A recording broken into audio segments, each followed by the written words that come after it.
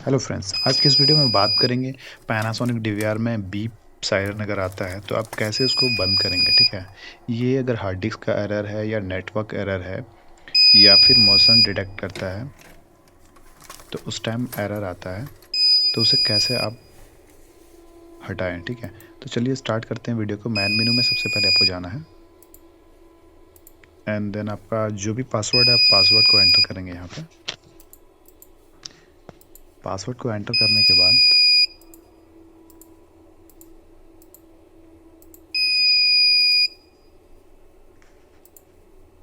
Okay करेंगे। Then आपको event में एक बार हम दिखा देते हैं कि इवेंट में क्या हमारा एरर है, यहाँ पे वो दिखा देंगे।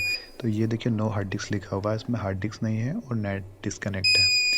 तो इसका बीप साउंड आता है, तो इसको कैसे बंद करें, है ना। आपको इवेंट में जाना है, सेटिंग सेक्शन में इवेंट आपको मिलेगा, इवेंट में जाना है।